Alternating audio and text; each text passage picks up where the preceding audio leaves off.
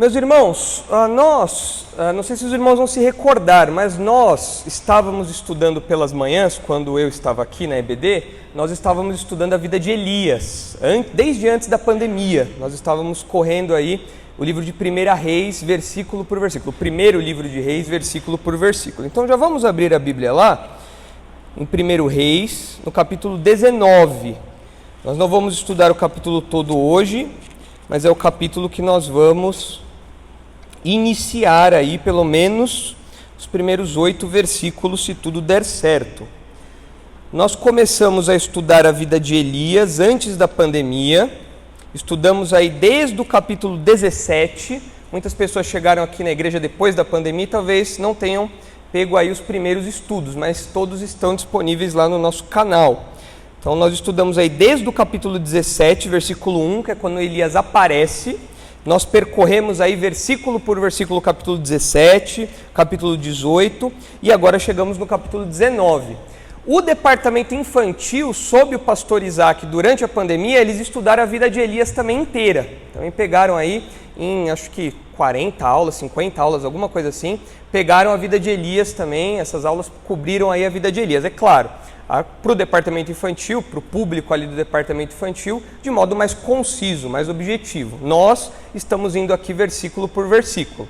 Então nós chegamos aqui no capítulo 19, se você não está localizado aí, o que está acontecendo aqui no capítulo 19, nós já vamos nos localizar, nós já vamos nos situar aqui na narrativa, para que nós entendamos o que está acontecendo. Os irmãos devem se lembrar, como nós já falamos várias vezes aqui, que o ministério de Elias, a narrativa do ministério de Elias é marcada por polêmicas. E polêmica não é o assunto da vacina, não é esses assuntos polêmicos, não é isso. Polêmica, na terminologia bíblica, técnico, termo técnico, polêmica é um embate entre divindades. É quando Deus de Israel desafia e, obviamente, vence os deuses pagãos. E toda a história de Elias, também de Eliseu, é marcada por polêmicas aí em 1 Reis, mostrando que o verdadeiro Deus é o Deus de Israel. Não existe Baal, não existem outros deuses, eles são incompetentes. Nós até brincamos aí nas exposições anteriores que Baal, que era o Deus da chuva, não conseguia dar chuva. Baal, que era o Deus do fogo, ali dos trovões, não mandava fogo. Então Baal podia passar no RH, pegar sua demissão e ir embora, porque ele era um incompetente como divindade ali que os israelitas estavam adorando. O Deus de Israel era o Deus verdadeiro. E lá no capítulo 17, quando nós começamos a nossa exposição, nós vemos que Elias ora, vem uma seca muito forte, e durante esse período de seca, esses 3 anos e pouquinho aí de seca, Deus sustenta Elias. Deus sustenta Elias milagrosamente, e por meio de corvos ali que davam alimento para Elias, e também Deus conduz Elias para fora do território de Israel, ali na região da casa da viúva de Sarepta, da viúva Sarepta, nós conhecemos, estudamos já essa história, e ali nós vemos aquele famoso episódio onde o azeite não acaba, ela e o seu filho ali têm alimento, Elias também se alimenta ali, fica um tempo naquela casa, o filho dessa mulher morre, Elias ressuscita o filho da viúva Sarepta, tudo mostrando que Deus é o verdadeiro Deus, Baal não, Baal era um incompetente em todos os sentidos, inclusive no território no qual ele deveria atuar, ele era um incompetente.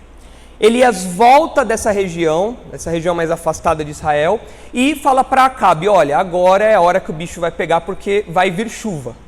Mas essa chuva vem mediante um desafio, que nós já estudamos, que é o desafio que está aí no capítulo 18, melhor. Essa chuva vem depois desse desafio, que é o famoso episódio de Elias com os profetas de Baal no Monte Carmelo. Episódio que toda criança aí já aprendeu na escolinha, da IBF, escola bíblica. Episódio muito famoso e realmente muito grandioso, onde os profetas ficam ali tentando invocar Baal o dia inteiro, não conseguem, a oferta fica lá, esperando, juntando mosca lá, fica o dia inteiro se cortando, fazendo danças e tal. Elias vai com uma simples oração, Deus envia fogo, consome aquela oferta, e então aqueles falsos profetas são mortos.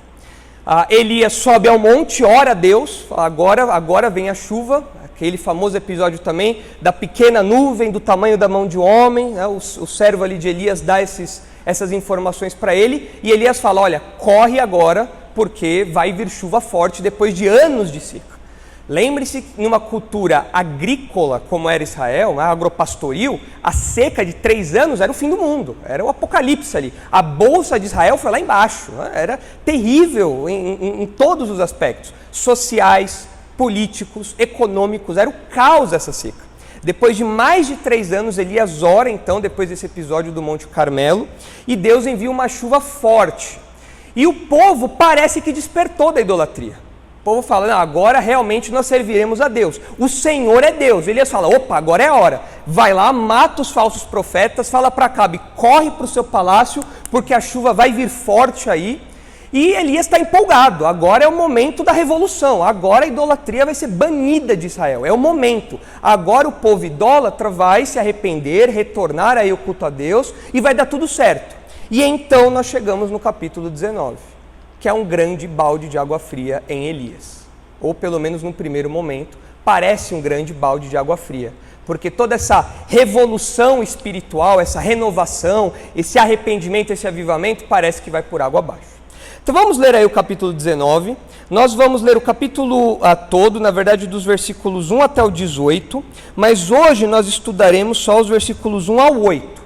Mas eu quero ler o capítulo quase todo, até o versículo 18, para apresentar o que vai aparecer aí na tela, que é essa mensagem central aqui. Enquanto estamos estudando, ali está do 1 ao 7, mas é do 1 ao 8 ali em cima, tá? Enquanto estamos estudando, lendo esse texto, nós precisamos ter em mente aquela mensagem central ali, que a oposição do ímpio não impede a ação de Deus. Nós vimos que Elias foi vitorioso, o povo parece ter despertado, mas vai acontecer uma oposição forte aqui no capítulo 19. E essa oposição é esse balde de água fria que nós falamos. Parece que Israel não vai se arrepender, parece que Israel não vai sair da idolatria. Então nós precisamos ler o capítulo tendo isso aqui em mente. Dos versículos 1 até o 18, a mensagem central é essa. A oposição do ímpio não impede a ação de Deus. E dos versículos 1 ao 8, que nós vamos estudar hoje, nós vemos aquela parte de baixo ali, mas daqui a pouco eu volto ali. Vamos ler aqui o texto para nós entendermos o que foi esse balde de água fria que Elias experimentou aqui. Veja lá, 1 Reis 19 diz assim: Acabe fez saber a Jezabel tudo quanto Elias havia feito e como matara todos os profetas à espada. Então Jezabel mandou um mensageiro a Elias, a dizer-lhe: Façam-me os deuses como lhes aprouver, se amanhã, a estas horas, não fizer eu a tua vida, como fizeste a cada um deles. Temendo, pois, Elias, levantou-se, e para salvar sua vida se foi, e chegou a Berseba, que pertence a Judá, e ali deixou o seu moço. Ele mesmo, porém, se foi ao deserto, caminho de um dia, e veio e se assentou debaixo de um zimbro, e pediu para si a morte e disse: Basta, toma agora, ó Senhor, a minha alma, pois não sou melhor do que meus pais. Deitou-se e dormiu debaixo do zimbro, e eis que o anjo o tocou e lhe disse: Levanta-te e come. Olhou ele e viu junto à cabeceira um pão cozido, sobre pedras em brasa e uma botija de água. Comeu, bebeu e tornou a dormir. Voltou segunda vez o anjo do Senhor, tocou e lhe disse: Levanta-te e come, porque o caminho te será sobremodo longo. Levantou-se, pois, comeu e bebeu.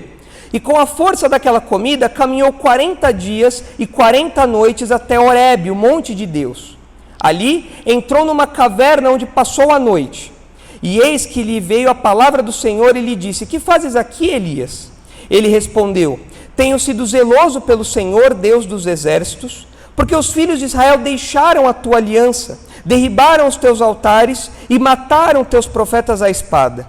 E eu fiquei só e procuram tirar minha vida. Disse-lhe Deus: Sai e põe-te neste monte perante o Senhor. Eis que passava o Senhor, e um grande e forte vento fendia os montes e despedaçava as penhas diante do Senhor. Porém o Senhor não estava no vento. Depois do vento, um terremoto, mas o Senhor não estava no terremoto. Depois do terremoto, um fogo, mas o Senhor não estava no fogo. E depois do fogo, um cicio tranquilo e suave. Ouvindo Elias, envolveu o rosto no seu manto, e saindo, pôs-se à entrada da caverna. Eis que lhe veio uma voz e lhe disse: Que fazes aqui, Elias? Ele respondeu: Tenho sido em extremo zeloso pelo Senhor, Deus dos exércitos, Porque os filhos de Israel deixaram a tua aliança, derribaram os teus altares e mataram os teus profetas à espada. E eu fiquei só e procuram tirar minha vida. Disse-lhe o Senhor: vai, volta ao teu caminho para o deserto de Damasco, e chegando lá, unge Azael, rei sobre a Síria. A Jeú, filho de Ninsi, ungirás rei sobre Israel, e também Eliseu, filho de Safate, de Abel-Meolá, ungirás profeta em teu lugar. Quem escapar à espada de Azael, Jeú matará. Quem escapar à espada de Jeú, Eliseu matará. Também conservei em Israel 7.000, todos os joelhos que não se dobraram a Baal e toda a boca que não o beijou.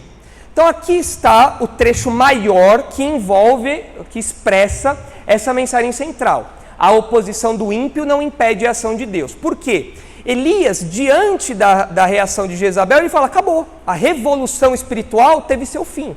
E ele vai então para Horebe e lá Deus mostra: não, na verdade, o trabalho que começou com você, ele vai continuar depois de você.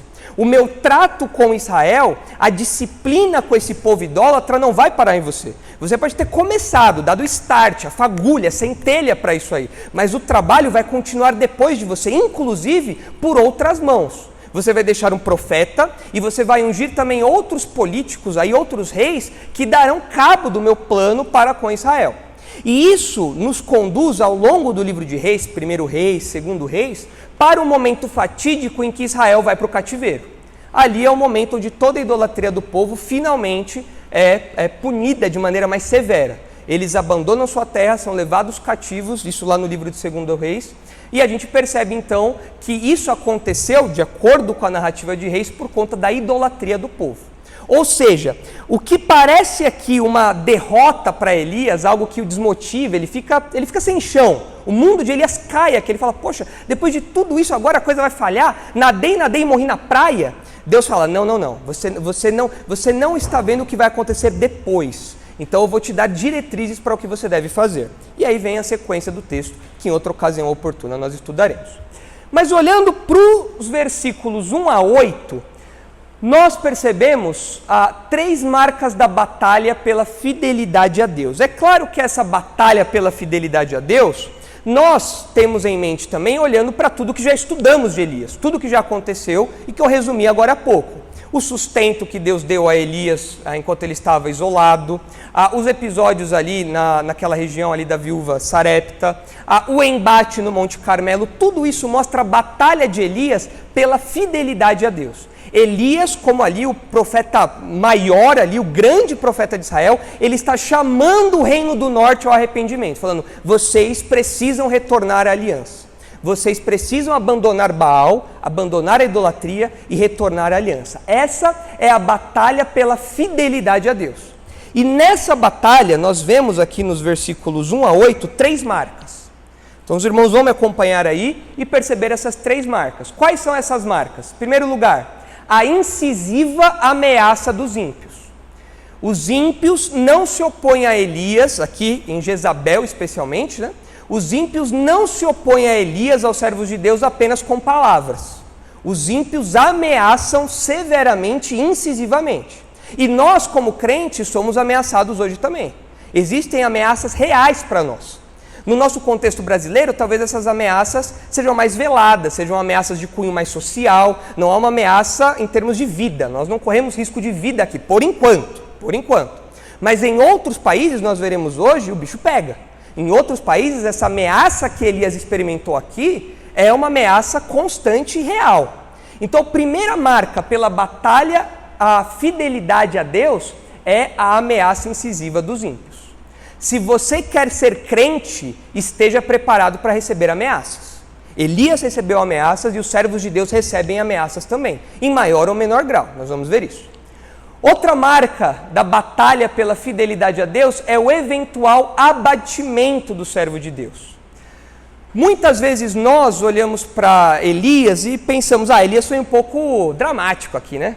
E o covarde, fugiu, que drama, pediu para Deus tirar a vida dele. Poxa vida, que papelão, né, Elias? Não precisava tudo isso daí, né? Tem que ser mais corajoso e tal. Isso me parece algo um pouco precipitado, uma conclusão um pouco precipitada. Porque nós vemos ao longo da Bíblia que os servos de Deus às vezes se abatem. Diante de um balde de água fria como esse que aconteceu aqui, Elias ficou abatido, é natural isso. E nós, como servos de Deus, precisamos entender que a dinâmica da vida cristã envolve altos e baixos, envolve abatimentos, envolve momentos de dificuldade, de angústia, de tristeza, de frustração. Nós, como crentes, não somos super-homens.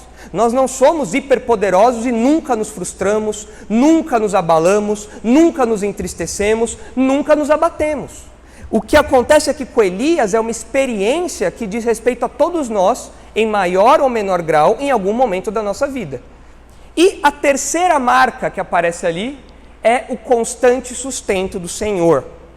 Apesar do balde de água fria, apesar do abatimento de Elias, apesar da oposição dos ímpios, nós aprendemos que Deus continua sustentando milagrosamente Elias. Deus já sustentou Elias antes e continua sustentando Elias agora. Então isso serve de encorajamento para Elias, falando assim, olha Elias, você passou por tudo isso, mas eu não te abandonei. Essa oposição não é algo que mostra que eu te desamparei ou que Israel fugiu do meu controle. Pelo contrário, eu continuo te sustentando, provendo tudo o que você precisa, de maneira milagrosa inclusive, para que você lembre que eu estou com você. E o meu plano continua ali sem mudar 1 centímetro, continua em andamento, em processo de execução. Então, olhando aí para essas 3 marcas, vamos caminhar versículo por versículo aí, até onde o tempo nos permitir, no capítulo 19, nos versículos 1 a 8. Então vamos ver aí a primeira marca da batalha pela fidelidade a Deus, tendo em mente a nossa mensagem central. A oposição do ímpio não impede a ação de Deus. Nesse primeiro momento, nós não vamos ver a ação de Deus. A ação de Deus vai ficar, em maior parte, para o próximo estudo. Mas nesses primeiros versículos nós vemos bastante da oposição do ímpio, que é ali um componente da nossa mensagem central.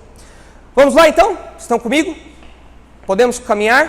Então vamos, se localizem aí no texto, mantenham essas informações todas em mente e vamos caminhar aí. Vamos começar falando da incisiva ameaça dos ímpios, que está aí nos versículos 1 e 2.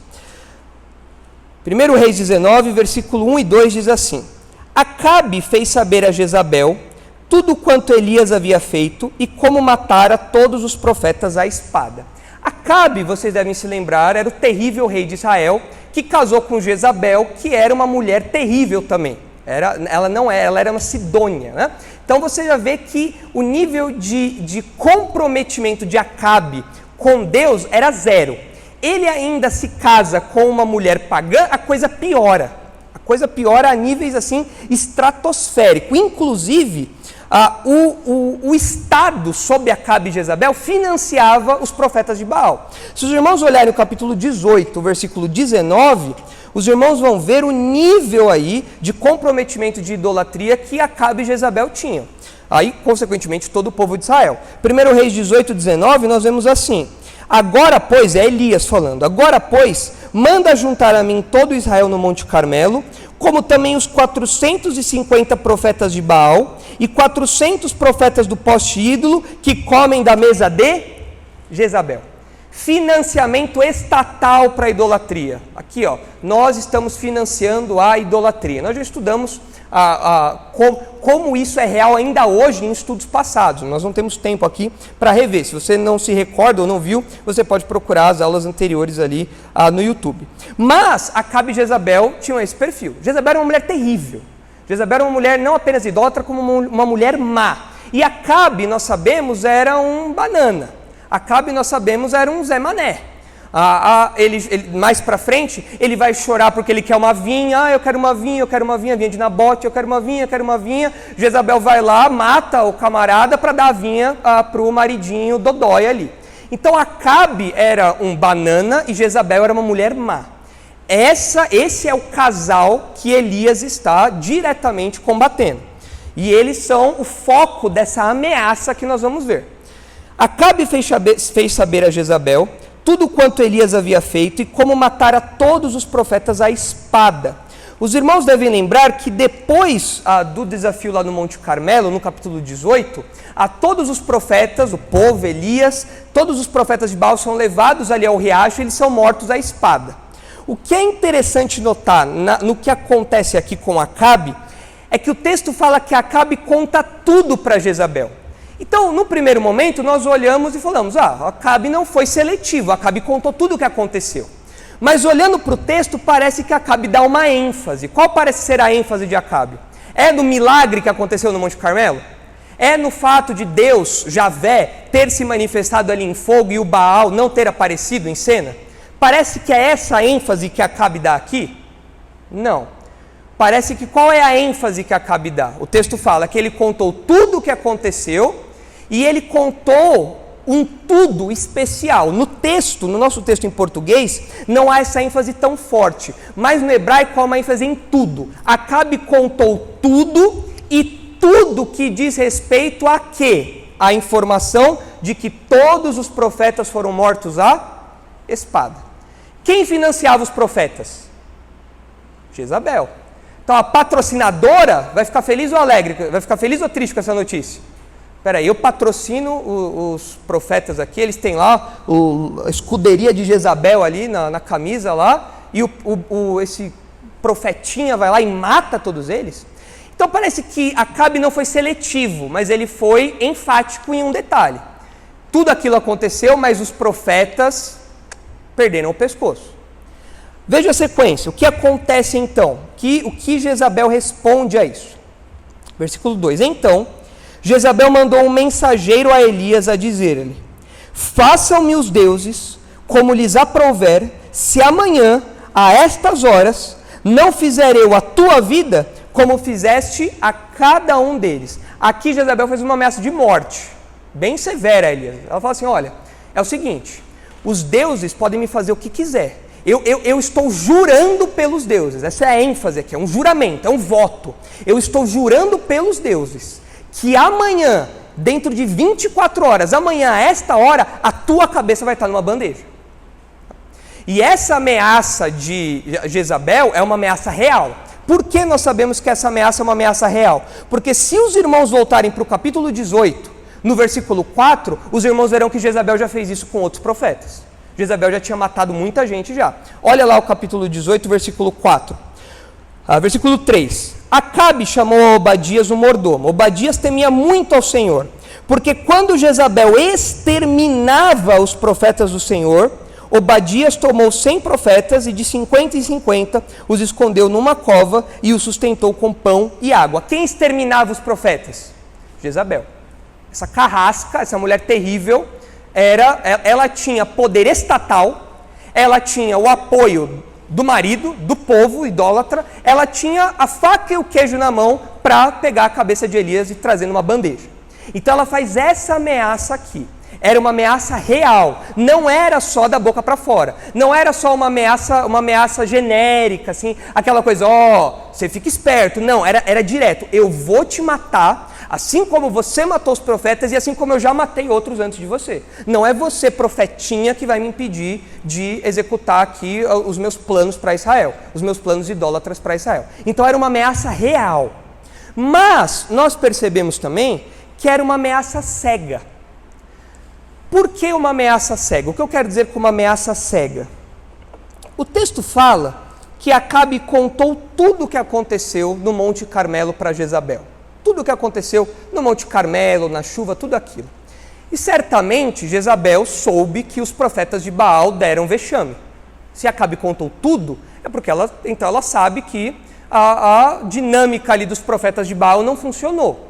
E a dinâmica que funcionou foi a simples oração de Elias e a restauração de um pequeno altar ali de pedras. Isso funcionou. Os deuses, os profetas de Baal, não, isso não funcionou. Nós percebemos que é uma ameaça cega porque Jezabel ignora a ação de Deus. Ela ignora o que Deus fez no Monte Carmelo. Ela ignora o que Deus fez no Monte Carmelo e mais, ela ignora a chuva. Porque no começo do capítulo 18, o Acabe tem que sair do palácio para buscar água para os animais dele. A seca está muito grande. Israel está na penúria, a coisa está feia ali. Finalmente Deus manda a chuva. Era um motivo de gratidão para Jezabel. Você fala, não, agora não é possível. Agora Acabe e Jezabel vão cair na real. Poxa, 3 anos de crise, 3 anos de seca, não é possível que eles vão ficar obstinados nisso, mas é o que acontece. Jezabel fica obstinada apesar da ação de Deus. E isso nos ensina uma lição importante. Prestem atenção, milagres não trazem arrependimento. Manifestações especiais do poder de Deus não trazem arrependimento. E Jezabel é a prova viva. Agora não mais viva, que ela já morreu, né? Mas aqui no texto ela estava viva ainda, que ela vai morrer depois de um jeito bem trágico. Mas ela é a prova viva de que milagres, ou a ação poderosa de Deus, a manifestação poderosa de Deus, não promove arrependimento. Se vocês se lembrarem da história de Rico e do Lázaro, os irmãos verão um pouco disso. Abre lá comigo em Lucas 16, para nós fazermos aí uma conexão com esse ponto. É importante nós lembrarmos disso porque muitas vezes é muito comum nós interagirmos com pessoas tipo Jezabel. Pessoas duras, idólatras, pessoas que são más. Na nossa família, faculdade, trabalho, às vezes nós interagimos com pessoas assim. E aí nós recebemos a notícia, poxa, tal pessoa está com câncer. O que a gente pensa? Agora é a hora da pessoa cair na real. A pessoa cai na real? Sempre? Não. Aí a pessoa é curada. Nossa, um milagre aconteceu. Olha, que bom. O que a pessoa faz? Ela vai para a igreja ou ela volta para o boteco? Volta para o boteco. Porque a ação poderosa de Deus, os milagres, não produzem arrependimento. Não adianta. Quem produz arrependimento? O Espírito Santo, só. É Ele que convence do pecado, da justiça e do juízo. É Ele que dá o arrependimento, só Ele. Os milagres, as ações miraculosas não fazem isso. Olha a história aí do rico e do Lázaro, a história que Jesus conta. Em Lucas 16, versículo 19.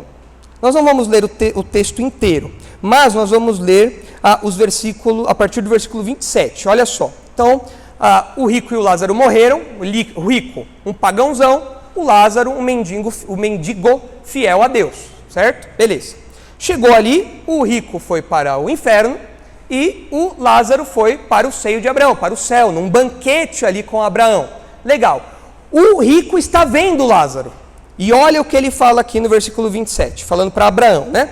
Versículo 27, Lucas 16, 27. Então replicou: Pai, eu te imploro que o mandes à minha casa paterna, porque tenho 5 irmãos, para que lhes dê testemunho, a fim de não virem também para este lugar de tormento. Respondeu Abraão: eles têm Moisés e os profetas, ouçam-nos. Mas ele insistiu: não, pai Abraão, se alguém dentre os mortos for ter com eles, arrepender-se-ão. Abraão respondeu-lhe: se não ouvem a Moisés e aos profetas, tampouco se deixarão persuadir, ainda que ressuscite alguém dentre os mortos. Milagre tem poder para converter alguém? Milagres convertem alguém? Não? Jezabel se converteu? Virou uma serva de Deus? Vaso de bênção? Não. Continuou lá, pagã, com mais ódio ainda de Elias agora. Na verdade, o milagre aqui teve efeito oposto. Ao invés de amolecer o coração de Jezabel, tornou o coração dela mais duro. É o efeito oposto. E nós vemos que as maravilhas que Deus opera ao longo da Bíblia, muitas vezes têm justamente esse efeito. Vocês lembram do faraó do Egito? Vendo tudo aquilo que Deus estava fazendo ali, o que o faraó fez? Não, tem razão, desculpa aí, primeira praga, poxa, queimou o filme, nada a ver, não, pode ir lá. Foi isso que ele fez? Não, coração mais duro ainda, endurecido. Porque milagres não promovem arrependimento. Então nós precisamos ter cuidado. Por quê? Como eu disse, muitas vezes nós interagimos com algumas pessoas e achamos que algum milagre vai converter aquela pessoa. Essa não deve ser a nossa esperança, essa não deve ser a nossa pregação. Nós devemos crer que o Espírito Santo é que converte, é que traz o arrependimento. Então, qual deve ser a nossa postura? Esperar um milagre de Deus para que aquela pessoa creia? Não, é pregar o Evangelho, é isso. É só isso. E é o Espírito Santo que trabalha ali. Porque Jezabel soube de tudo aquilo, Acabe viu tudo aquilo, o povo viu tudo aquilo, aquele grande embate no Monte Carmelo, e eles não se moveram uma vírgula na direção da fidelidade a Deus. Então nós vemos aqui uma ameaça cega, porque ela está cega à ação de Deus. Ela não se arrepende obstinadamente. Essa é a marca dos ímpios. Eles veem a ação de Deus e o coração endurece. Por mais maravilhoso, grandioso que seja, o coração endurece. Vocês conhecem gente assim? Conhece? Gente que às vezes já viu coisas maravilhosas acontecerem e a pessoa continua obstinada ali? Comum, né? Isso aí é mato. Todo incrédulo é assim. Todo incrédulo é assim. Mas nós estamos vendo aí essa ameaça incisiva, né? E é uma ameaça vingativa também. Porque Jezabel fala, eu vou fazer com você como você fez com os profetas. Então a gente percebe um tom vingativo nas palavras de Jezabel. Essa mulher era o cão. Essa mulher é terrível, terrível. Talvez uma das mulheres mais terríveis da Bíblia. Tem outras mulheres que competem com Jezabel na Bíblia. Tem mulher ruim na Bíblia, né? Mas Jezabel está ali numa disputa acirrada como a pior de todas. Mas a gente percebe aí essa ameaça da parte dela. Uma ameaça real, vingativa e cega. Pergunta, nós como crentes sofremos ameaças dos ímpios também? Hoje? Nós como crentes sofremos ameaças? Sim ou não? No nosso contexto é uma ameaça um pouco mais velada, né? É uma ameaça mais social. A grande ameaça do momento é nós sermos cancelados, não é? Agora é a palavra, né? Você ser cancelado. Se você falar alguma coisa que vai contra aí a massa, você é cancelado. Então é a nossa ameaça, né? Essa semana semana passada, eu tenho publicado algumas coisas aí no Facebook, no Instagram, sobre o movimento pentecostal, e eu recebi uma ameaça do meu Instagram ser derrubado. Vamos denunciar a página do pastor Nicolas para derrubar a página dele. É uma ameaça. É claro, nem se compara com a ameaça que Elias sentiu aqui. Mas é uma ameaça a nível social, é uma ameaça que nós experimentamos. E o próprio Senhor Jesus já tinha alertado os seus servos de que a ameaça viria. E não só a ameaça, como a perseguição de fato. No caso dos ímpios, não é cão que muito ladra, não morde, não. No caso deles, eles ladram e mordem mesmo. Os ímpios perseguem, ameaçam e perseguem. Olha só o que Jesus disse em João 15. Abre lá rapidamente comigo. João, capítulo 15. Nós precisamos manter isso em mente porque tem crente que pensa que a vida é tranquila, a vida cristã não tem problema, a vida cristã não tem perseguição, a vida cristã não tem ameaça, e tem. O que acontece com Elias é um protótipo, é um exemplo do que acontece com a gente. E em menor ou maior grau, claro, né? Mas olha lá o que diz João 15, versículo 18, olha só.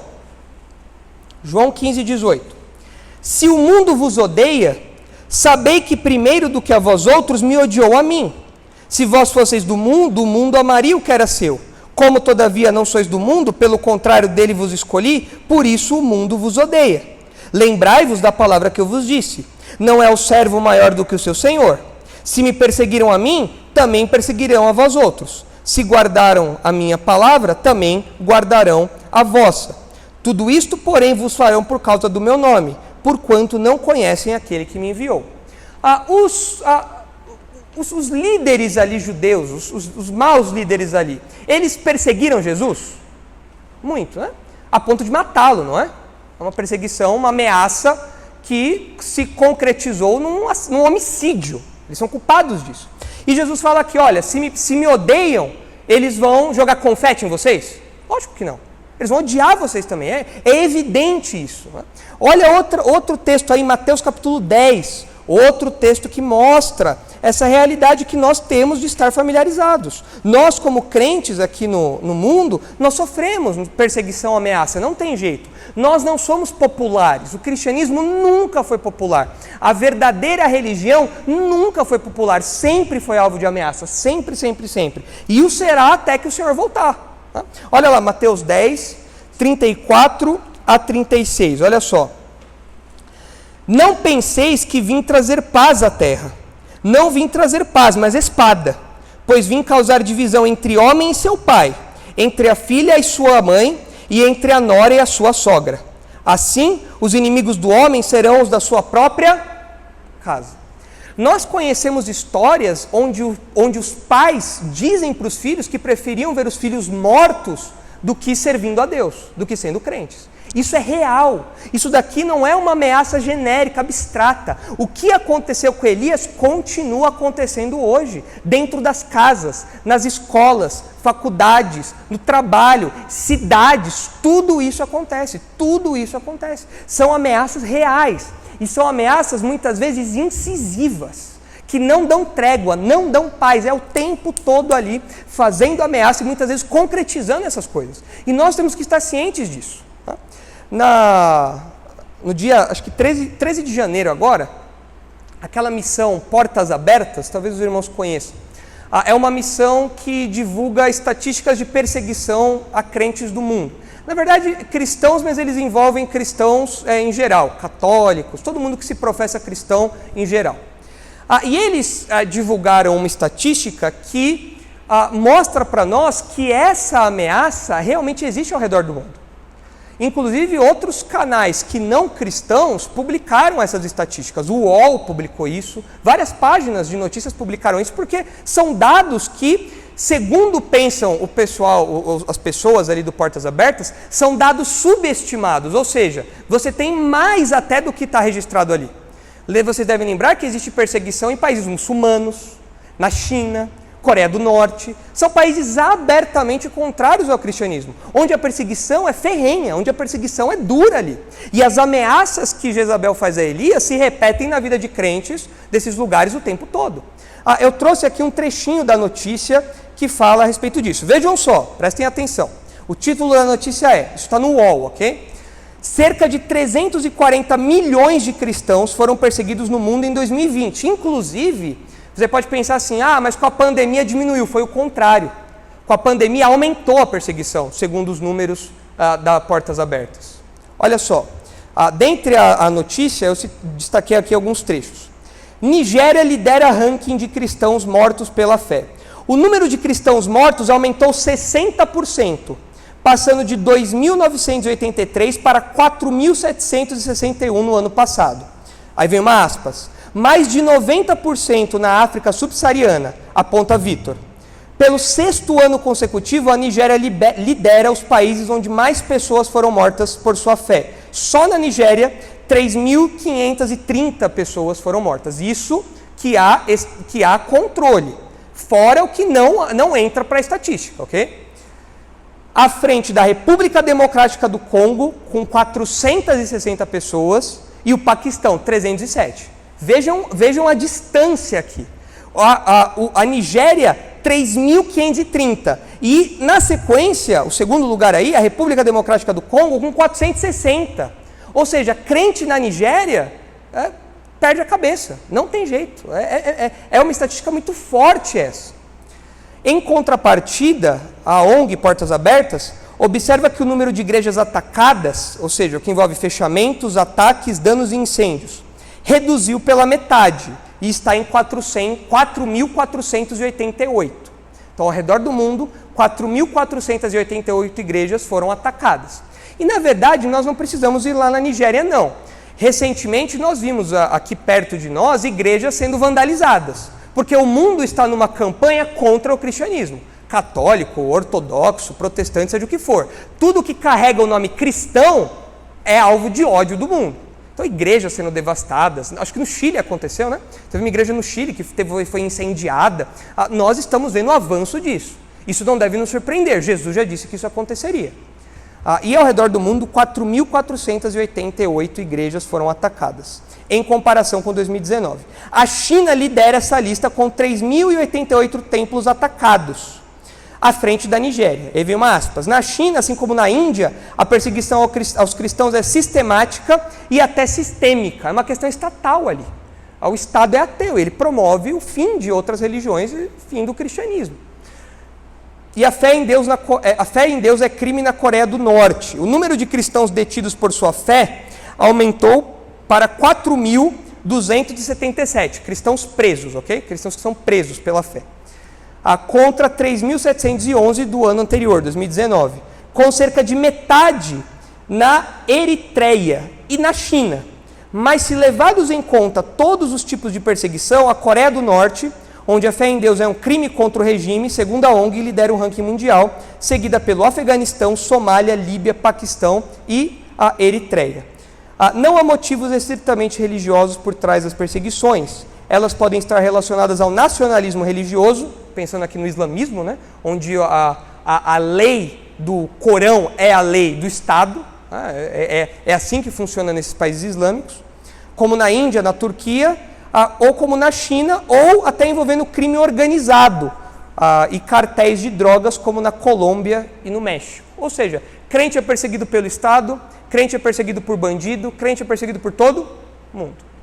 Então, essa ameaça da qual que Elias experimentou aqui é uma ameaça que nós, como crentes, precisamos estar atentos. É algo que vai chegar até nós um dia, pode chegar até nós um dia. Vários irmãos nossos já sofrem com isso, é real isso. São ameaças reais, não são coisas imaginárias, não são coisas da boca para fora. Então, nesse primeiro ponto aí, nós vemos essa ameaça incisiva dos ímpios. Vamos caminhar agora para o segundo ponto, que fala do eventual abatimento do servo de Deus. Vamos voltar lá para 1 Reis, capítulo 19, e ver agora os versículos 3 e 4, que nos mostram que, eventualmente, o servo de Deus fica abatido. Olha só. Temendo, pois, Elias, levantou-se para salvar a sua vida, se foi e chegou a Berseba, que pertence a Judá, e ali deixou o seu moço. Ele mesmo, porém, se foi ao deserto, caminho de um dia, e veio e se assentou debaixo de um zimbro, e pediu para si a morte, e disse: basta, toma agora, ó Senhor, a minha alma, pois não sou melhor do que os meus pais. Bom, o texto começa falando que Elias temeu. Algum irmão aqui tem a versão King James? Acho que o Brenner tem, não tem? Como que está aí na sua versão, Brenner, na King James? Ele, porém, seguiu viagem. Não fala que ele temeu, não é? Tá? Algumas versões falam, e Elias viu, no lugar de temeu. Aqui a minha versão, a Ara, fala, e ele temeu. Mas algumas versões falam, ele viu. Viu no sentido de percebeu a ameaça iminente que estava vindo. Bom, a questão é que a palavrinha usada para temer e para ver, no hebraico, as consoantes são iguais, só muda as vogais. Então, e as vogais foram colocadas no texto bíblico algum tempo depois. Para discernir se é ver ou temer, nós precisaríamos ver manuscritos, fazer o trabalho de crítica textual, e ainda assim seria difícil chegar ali na palavra que o autor bíblico pensou. Agora, a impressão que eu tenho, agora é minha impressão, ok? É que a King James, que segue aí alguns manuscritos, tentou passar um pano para Elias. Ela falou, não foi que Elias teve medo, Elias teve uma percepção, falou, eu não vou ficar aqui e perder minha cabeça à toa, eu vou embora. Agora, os irmãos vejam aí, eu acho que temer, o verbo temer, é a melhor opção aqui. Eu acho que Elias teve medo mesmo, Elias ficou com medo. Por que eu acho isso? Porque na sequência fala que ele foi para salvar a sua vida, ou seja, ele estava com medo de morrer. Diante da ameaça de Jezabel, ele falou, eu não vou ficar aqui para ver se essa mulher vai me matar ou não, eu vou correr. E essa expressão que aparece aí, aparece também em 2 Reis, essa salvar a sua vida, aparece em 2 Reis, ou seja, no mesmo universo literário aqui de Elias, né, do livro de 1 Reis, em 2 Reis aparece quando o exército sírio foge. Fala que eles fugiram para salvar a sua vida. Ou seja, eles fugiram porque estavam com medo de morrer. Ali no embate eles fugiram, estavam com medo de morrer. Então, me parece que aqui o texto está falando que Elias teve medo.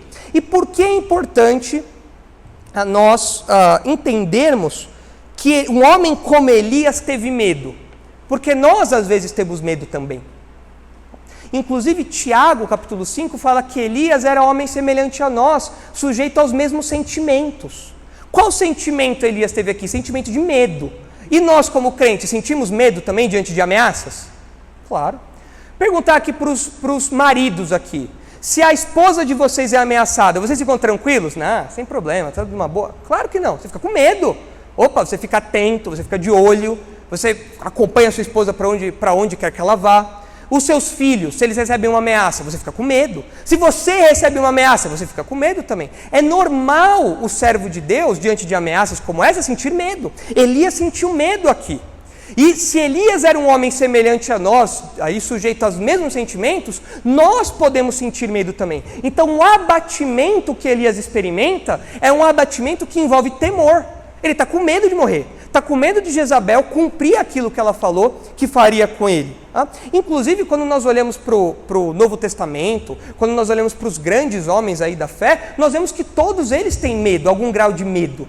Um temor, uma preocupação, uma angústia grande. Nós vemos o próprio Senhor Jesus ali no Getsemane angustiado pelo que iria acontecer ali, pelas próximas cenas que se discorreriam ali. Então nós percebemos que é normal o servo de Deus sentir medo. E isso é importante, porque muitos crentes se acham fracos na fé quando sentem medo. Semanas atrás, eu conversei com uma moça lá de Manaus, uma senhora lá de Manaus, que acompanha a nossa igreja. Ela me procurou no Instagram e falou, olha, eu acompanho o trabalho de vocês já há muito tempo, manda um abraço para o pastor Marcos, pastor Thomas, tal. Eu vi o seu casamento, foi muito lindo. Eu falei, nossa, o pessoal lá de Manaus viu meu casamento. Né?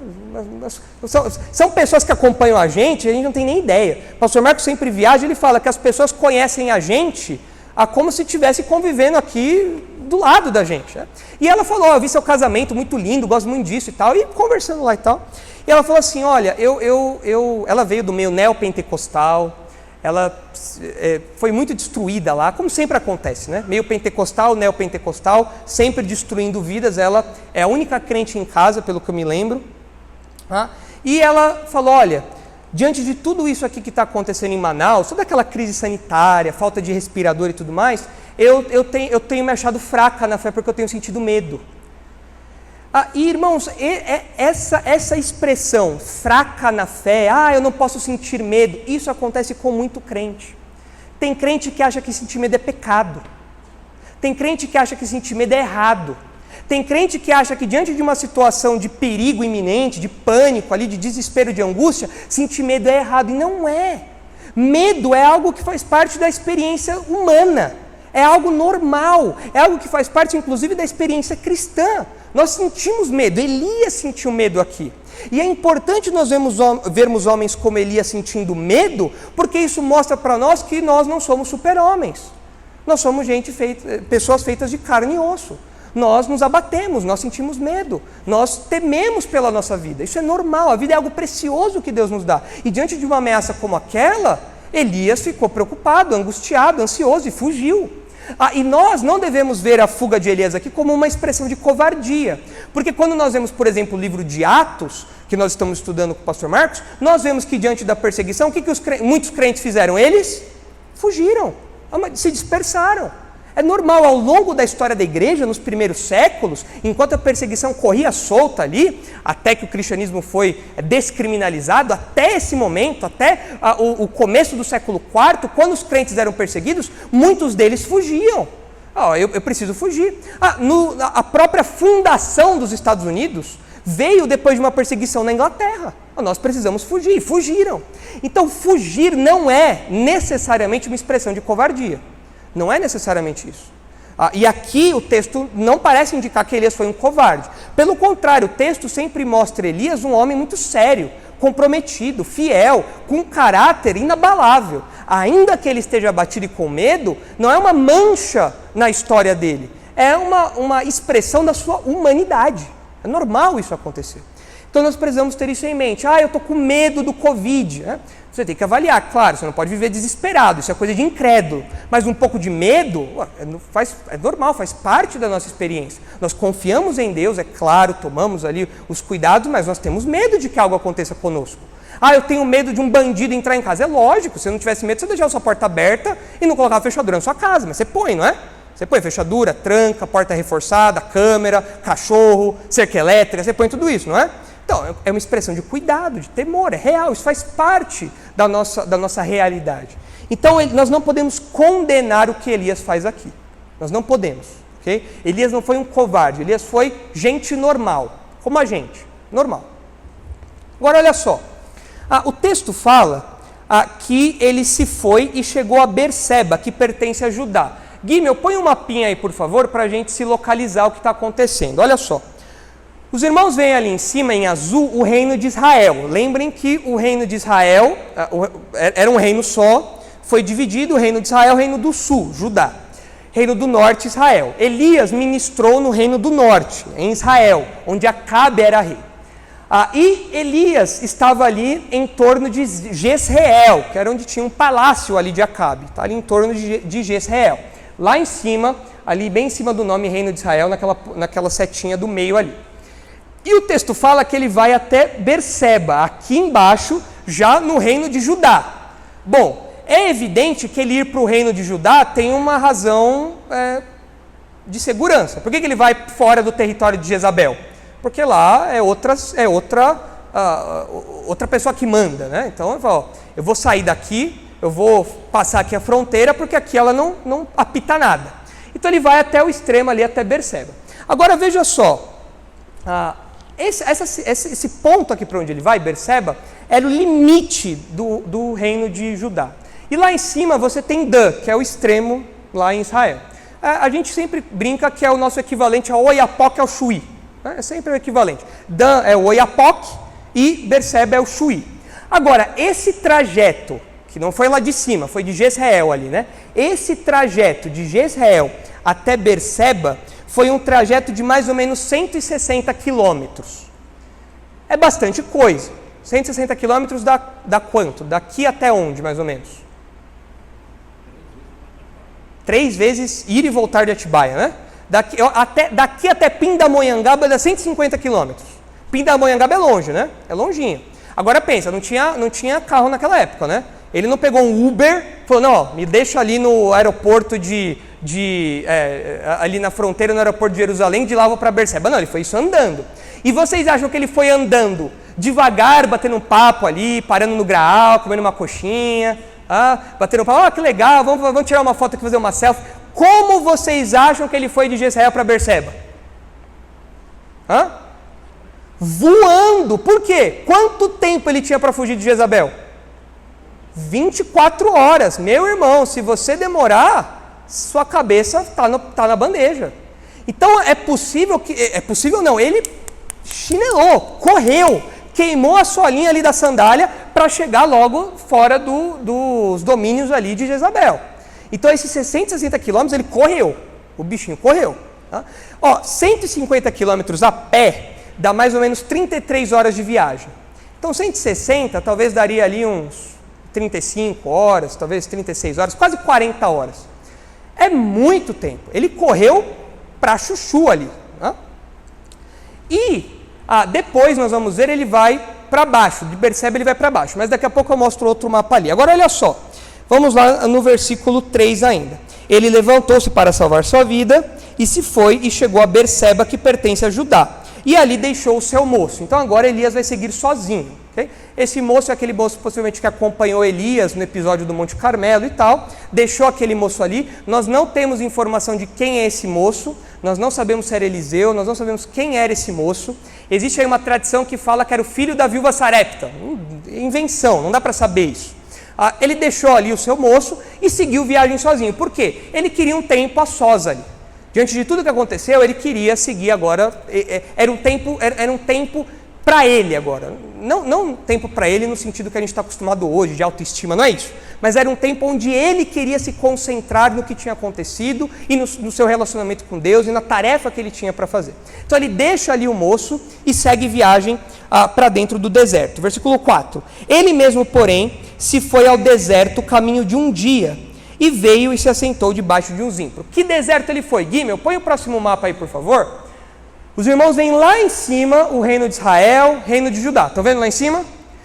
Elias foi aqui para baixo, para essa região da península do Sinai, porque nós sabemos que depois ele vai para o Monte Horebe, o Monte Sinai. Monte Horebe e Monte Sinai são termos sinônimos, eles são nomes para a mesma cadeia de montanhas. Né?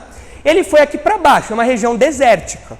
Agora, quando a gente pensa deserto, a gente pensa no deserto do Saara, aquela coisa de areia. Não era assim. Era um deserto de pedras, era um deserto ali, não tem vida ali, seco, mas não é o deserto, aquelas dunas e tal. É um deserto avermelhado, de rochas, né? É um cenário inóspito também. E ele foi para essa região, ele andou por um dia no deserto. E o texto fala que ele se assentou debaixo de um zimbro. Guimel, põe a próxima foto aí, por favor. Esse é o zimbro, não o zimbro que Elias deitou, claro, né? Senão, botânica avançada aí, né? Não é outro zimbro, né? Na verdade, essa planta não se chama zimbro. As nossas traduções colocaram zimbro, mas essa planta tem um outro nome. A espécie dessa planta ela é chamada de retamá. Talvez algumas versões tragam outro nome popular dela aí. Mas as nossas traduções trouxeram zimbro, mas se você jogar na internet zimbro é outra árvore, é outro tipo de vegetação.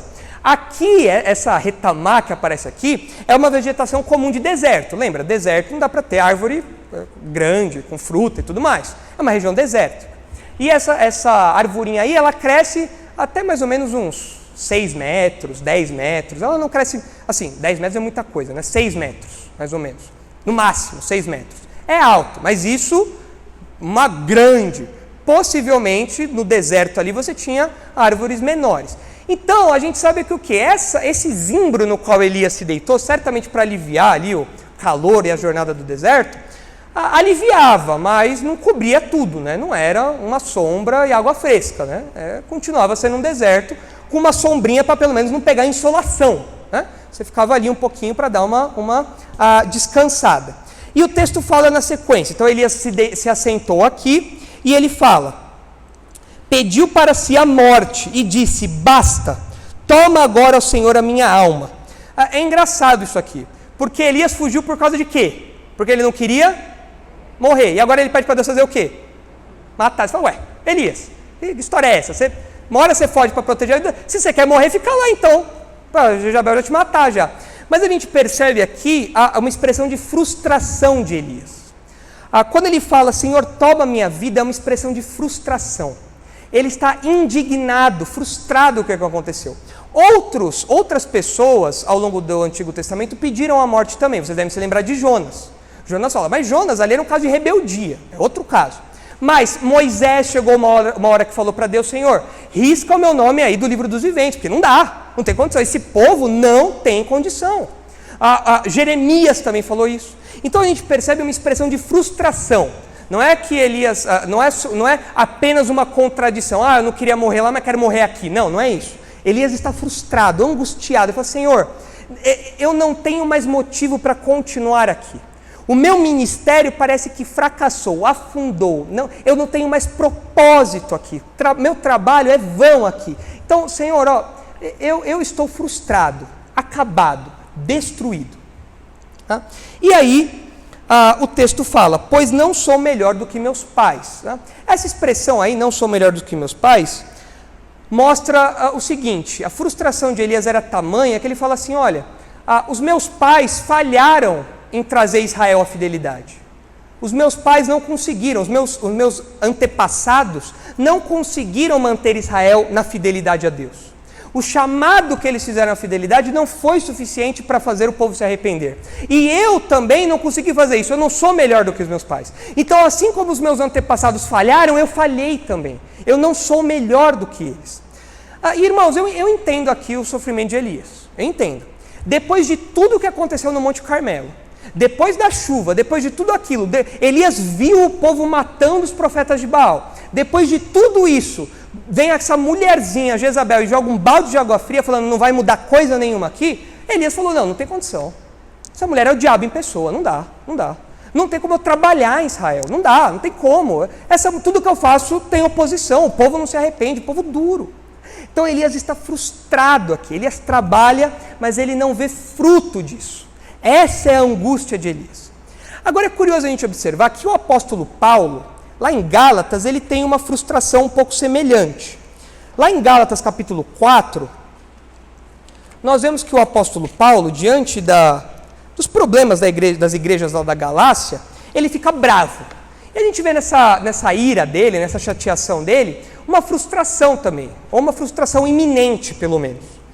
Em Gálatas 4, no versículo 8, nós vemos assim: outrora, porém, não conhecendo a Deus, servíeis a deuses que por natureza não o são. Ou seja, Paulo está falando, antes vocês eram pagãos, antes vocês serviam a outros deuses que não existem. Mas, agora que conheceis a Deus, ou antes, sendo conhecidos por Ele, como estáis voltando outra vez aos rudimentos fracos e pobres, aos quais de novo quereis ainda escravizar-vos? Guardais dias e meses e tempos e anos. Paulo está falando assim, olha, vocês conhecem a Deus agora. E vocês estão querendo voltar para as práticas que vocês tinham antes de conhecer a Deus. De guardar os meses, de guardar dias, festas. Os judaizantes estavam trazendo isso para a igreja, né? A ideia de você ficar guardando festinhas, datas, luas e tudo mais. Olha, vocês estão querendo voltar àquilo que vocês foram libertos. E aí ele fala no versículo 11, receio de vós tenha eu trabalhado em vão para convosco. Paulo está falando assim, olha, eu ralei, ensinei vocês tudo isso, preguei o evangelho e agora vocês estão dando as costas e voltando? Meu trabalho com vocês então foi em vão, não valeu de nada, não teve proveito nenhum. E essa sensação de frustração é semelhante a que Elias teve. Elias viu tudo aquilo que aconteceu, ele falou, não é possível. O povo não muda, o povo não se arrepende. E o povo continua ali insistente, obstinado no pecado. E essa realidade, essa frustração, irmãos, pode voltar lá para o esboço, por favor, Guimel. Esse abatimento do servo de Deus não acontece só em relação aos incrédulos, dos crentes em relação aos incrédulos. Muitas vezes os crentes se abatem com os outros crentes. O que eu quero dizer com isso? Muitos pastores pregam durante décadas e a igreja não muda nada. É impressionante. Essa semana, como eu mencionei para os irmãos, eu, pastor Marcos, nós publicamos aí uma série de coisas contra o movimento pentecostal, né? Porque nós acreditamos que isso é nocivo, isso tem que acabar, nós acreditamos nisso. E é impressionante ver como as pessoas rejeitam os textos bíblicos, é impressionante. Você fala, explica, escreve, e o argumento deles é, você não teve uma experiência com Deus, porque você não sabe como é, porque você é frio, porque sempre, é impressionante. Irmãos, isso chega uma hora que cansa. Fora as ameaças, né? Fora as ameaças que eventualmente vêm por aí, né? Alguns bandidos infiltrados aí começam a ficar fazendo ameaça, fica esperto e tal, não sei o que lá. Agora, esse tipo de coisa frustra, abate. Não cansa, né, pastor Marcos? Não cansa. Tem hora que você fala, não dá mais. Tem hora que você pega a notificação da publicação e fala, não, chega, eu vou silenciar isso aqui, vou apagar isso aqui. Não dá. Você fica cansado, você fala, não é possível. Você está falando e a pessoa não ouve, ela não entende, não entra na cabeça dela. E a gente fica frustrado. Se não me engano, foi Agostinho, o pastor Marcos me corrige aí se eu estiver citando errado. Mas ele, no final do seu ministério, da sua vida, ele falou, olha, eu preguei a minha vida toda as mesmas coisas. E vocês cometeram os mesmos erros. Foi ele que falou, não foi? Vocês cometeram os mesmos erros. Ou seja, Agostinho pastoreou ali aquele pessoal a vida toda, falando a mesma coisa. Uma lição que eles tinham que aprender. E eles cometeram os mesmos erros. Isso cansa. Isso frustra. Isso desanima. E isso faz parte da experiência cristã. Aqueles que almejam o ministério, pastorado, dar aulas, professores, diaconato, têm que estar cientes disso. Eventualmente o abatimento chega. Não é constante. Se você ficar frustrado o tempo todo, aí acho que o problema é mais você do que a situação. Mas, eventualmente, vai haver um abatimento. É normal isso vai acontecer. Então, isso mostra para nós essa realidade.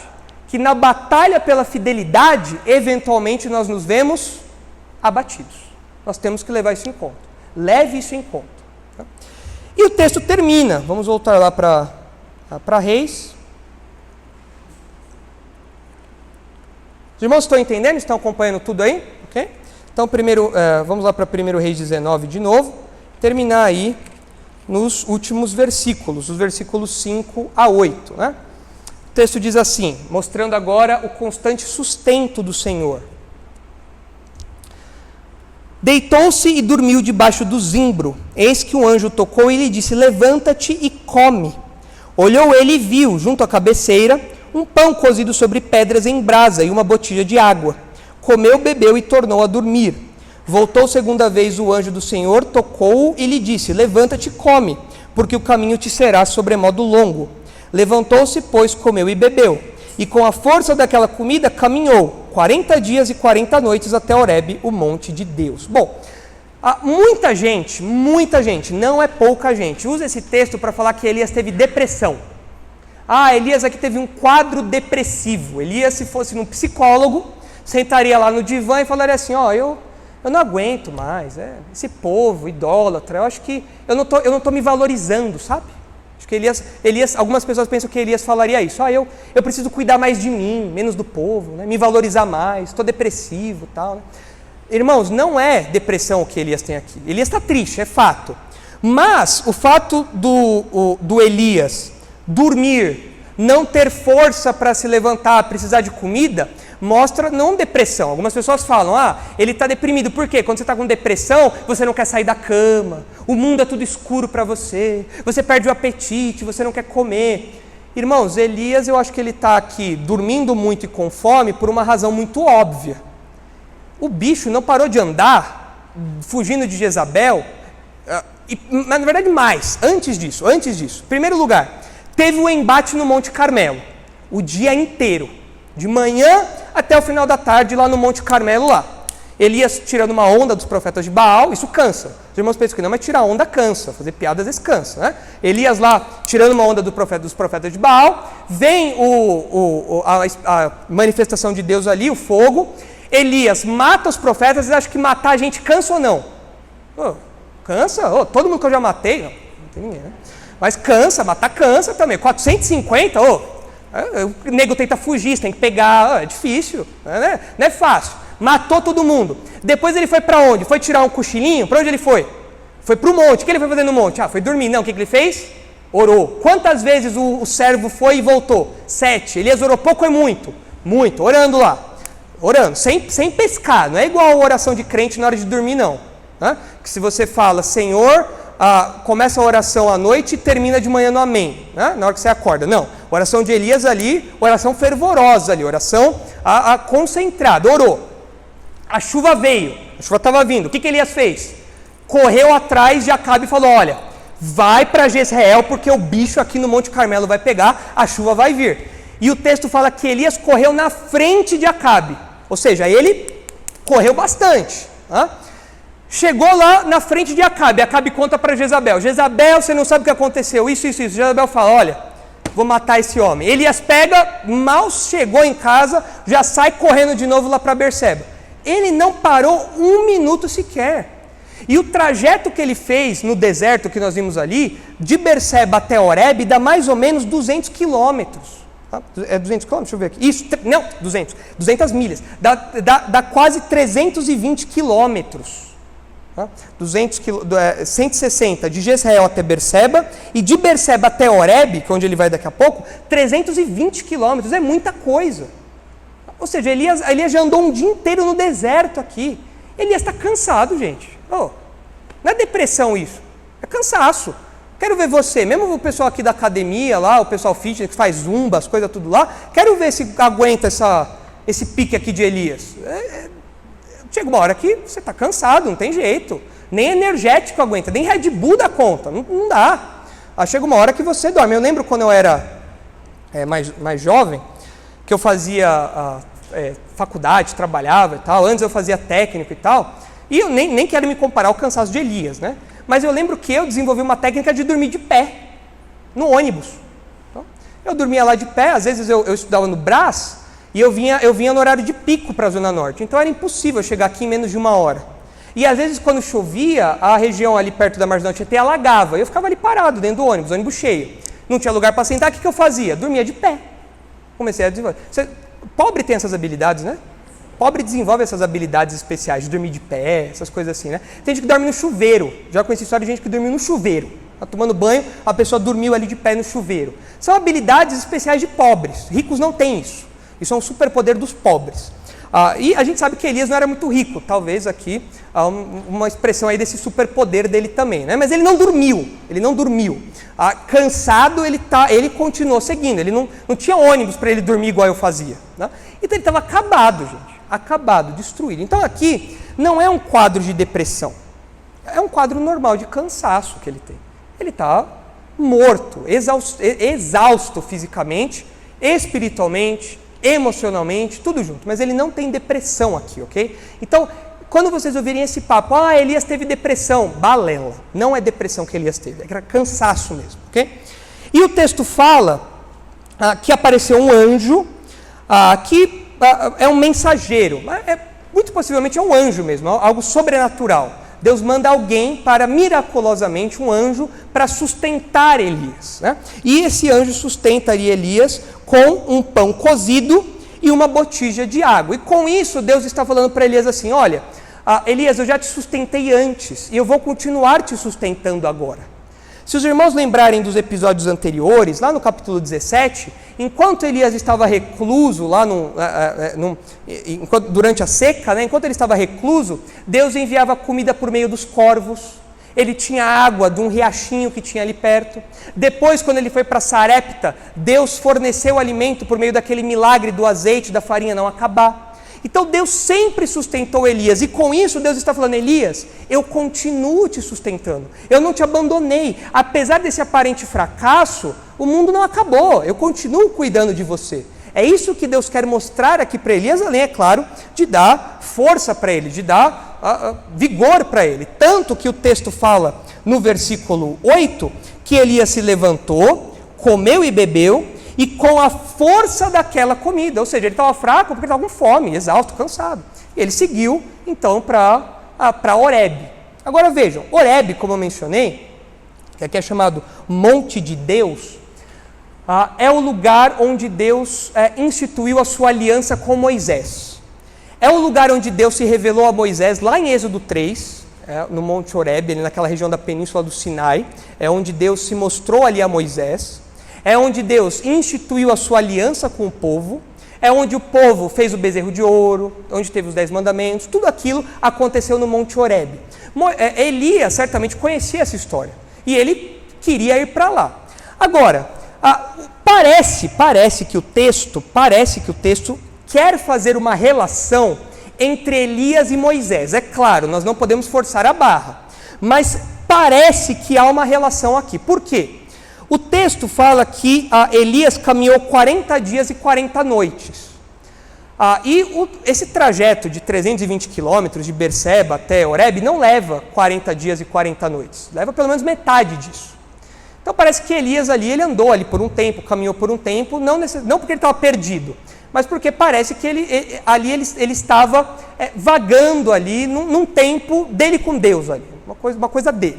Mas essa relação de 40 dias, 40 noites, a relação do Monte Sinai, do Monte Horebe, o fato do livro de Reis o tempo todo remeter à aliança, olha, vocês quebraram a aliança, a seca veio por causa da aliança, da quebra da aliança, a disciplina de Deus vem por causa da aliança, retornem à aliança, voltem à aliança. Essa ênfase da vida de Elias, quando nós chegamos aqui, parece que tem uma relação com Moisés e Elias. Parece que o texto quer mostrar isso. De novo, nós não podemos forçar a barra, mas parece que há uma relação. Por quê? Quem conduziu o povo, ou quem chamou o povo ao arrependimento, quem conduziu o povo, quem deu a lei para o povo, quem foi o instrumento pelo qual Deus firmou a sua aliança? Foi Moisés, não foi? Quando, na ocasião dos mandamentos, da aliança, Moisés ficou 40 dias e 40 noites no Monte Sinai também, junto com Deus ali, né? Ali recebendo aquelas instruções todas, recebendo aquilo. E Moisés foi comissionado para dirigir o povo nos termos daquela aliança. Então parece que o texto quer mostrar o quê? Que assim como Moisés foi comissionado, Elias também será comissionado por Deus, no monte onde Deus se revelou de maneira especial ali, que é o Monte Sinai aqui. E de fato, na sequência do texto, que nós vamos estudar em outra ocasião, Elias é comissionado mesmo. Elias recebe um comissionamento, fala, você vai fazer isso, isso, isso, essas são as suas tarefas. E tem um recurso didático aqui também, que o autor, quando coloca a saída de Elias até o Sinai, o Monte da Aliança, em Deuteronômio 5 nós vemos a aliança sendo promulgada ali no Monte Sinai, quando o autor coloca isso, ele está falando o quê? Indiretamente, literariamente, olha, o povo de Israel precisa retornar à aliança. O povo se desviou da aliança, mas o povo precisa seguir o caminho de Elias e retornar à aliança. Elias é o paradigma, é o modelo de fidelidade. Ele está batalhando pela fidelidade a Deus. E ele voltou ao Monte da Aliança. O povo, então, deve se arrepender e voltar também à aliança. Parece um recurso literário, didático aqui, que o autor põe em Reis. Pode ser isso. E essa relação de Moisés com Elias também não parece ser tão forçação de barra. Parece haver uma relação, mas a gente não pode forçar a barra. Aí o pessoal já começa a viajar. Porque Moisés, Elias, Jesus depois no deserto, 40 dias, 40 é o número. Aí já viaja, a gente não pode forçar. Mas parece que o texto faz essa relação por conta da aliança e por conta do comissionamento de Moisés e de Elias. Né? Agora veja só, para a gente finalizar aqui. Nós vimos aí a oposição do ímpio, parte da nossa mensagem central. Nós vimos as marcas distintivas da batalha pela fidelidade a Deus, a incisiva ameaça dos ímpios, o eventual abatimento do servo de Deus, o constante sustento do Senhor. E nós percebemos aqui que Elias, nessa jornada até o Monte Horebe, ele deixa o seu moço lá em Berseba e ele segue sozinho numa região desértica, buscando ali um isolamento. Elias está sozinho aqui nessa jornada. Irmãos, o texto não quer nos ensinar isso, mas é uma lição que nós podemos aprender por tabela. Eventualmente, nos alguns momentos de angústia, de abatimento, de desafios, é salutar nós nos afastarmos um pouco. Salutar nós temos um afastamento. Nós vemos Jesus fazendo isso. Por muitas vezes, em momentos importantes, Jesus se retirava para orar. Os discípulos ficavam lá e Jesus se retirava para orar. Nos próprios momentos que antecederam a morte de Cristo, ele foi com alguns ali para o Getsemane, né? Falou, esperem aqui e eu vou ali orar. Ele se afastou um pouquinho. Então nós vemos que em alguns momentos esse afastamento é salutar. É claro, isso tem que ser por um tempo específico. Elias não virou um ermitão aqui, isolado pelo resto da vida. Não, é por um tempo específico aqui, um tempo dedicado à oração, um tempo determinado, não é a vida toda, mas parece que é salutar isso. E nós vemos isso acontecendo ao longo da Bíblia em momentos de angústia, de luto, de sofrimento, em algum grau semelhante ao que Elias passa aqui. Mas o que mais chama a nossa atenção, e que eu quero terminar destacando para os irmãos, é o seguinte: no momento de abatimento, de frustração, de tristeza, o que Elias fez? Elias foi ao psicólogo. É isso? Não. Elias foi encher a cara. Passou no boteco de Berseba e encheu a cara ali. Foi isso que ele fez? Não. Elias foi viajar o mundo. Eu vou viajar o mundo aqui, conhecer Israel que eu não conheço ainda, para espairecer a cabeça, para matar essa angústia dentro de mim. Foi isso que Elias fez? Não. O que Elias fez? Elias procurou o Senhor no lugar onde o Senhor havia se revelado ao povo de Israel. E isso nos dá uma importante lição. Em momentos de angústia, de abatimento, de sofrimento, por quaisquer razão que seja, por qualquer razão que seja a ameaça, seja o luto, qualquer coisa do tipo, a alternativa do crente é buscar a revelação de Deus, a palavra de Deus, o lugar onde Deus se revela, se manifesta de modo especial. No caso de Elias, ele foi ao Monte Horebe. E no nosso caso, nós vamos no monte?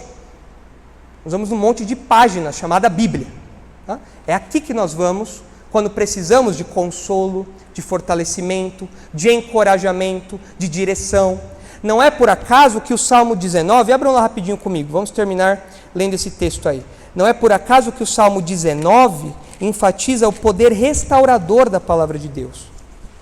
Salmo 19 diz assim, no versículo 7, Salmo 19, 7. A lei do Senhor é perfeita e restaura a alma. O testemunho do Senhor é fiel e dá sabedoria aos simples. Os preceitos do Senhor são retos e alegram o coração. O mandamento do Senhor é puro e ilumina os olhos. Em momentos de angústia, de tristeza, de sofrimento, para onde o crente vai? Para a palavra de Deus. Ele pode sim, eventualmente, se isolar um pouco, ficar um tempinho ali, um tempinho mais afastado, por um tempinho, mas em nenhum momento ele deixa de recorrer à palavra de Deus. É onde Deus se revela para nós. Assim como Elias foi ao Horebe, nós vamos à palavra de Deus. É aqui que está o nosso consolo, nosso refúgio, nossa força que nos revigora.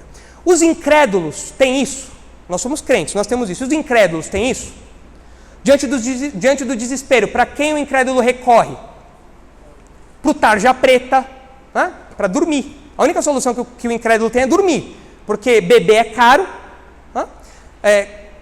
não dá para ele às vezes não tem coragem de fazer alguma coisa contra a própria vida, então o que ele faz? Algo que ainda é de graça, dormir. Então ele pega o tarja preta e torna. É assim que o incrédulo lida com o desespero. Eu conheço pessoas que fazem assim. Estão desesperadas, um vazio dentro delas, que elas fazem? Dormem. O incrédulo faz isso, o crente não. Então se há alguém aqui que ainda não é crente e sente esse vazio, você não vai conseguir preencher esse vazio com absolutamente nada. Nada, nada, nada, nada. Só o Evangelho, só o próprio Deus preenche isso. E quando você se arrepende dos seus pecados, abandona os seus ídolos, como Israel deveria fazer, quando você se arrepende, crê em Cristo como seu Salvador, o Espírito Santo habita dentro de você, e agora a palavra de Deus se torna seu refrigério, seu consolo, seu abrigo, sua força, seu vigor. Aí sim, agora sim, você tem onde recorrer. Fora disso, não adianta, você não tem como preencher esse vazio aí. Beleza? Terminamos então essa primeira parte da jornada de Elias ao Horebe. Então muito bem, na próxima ocasião nós concluímos aí dos versículos 8 até o 18.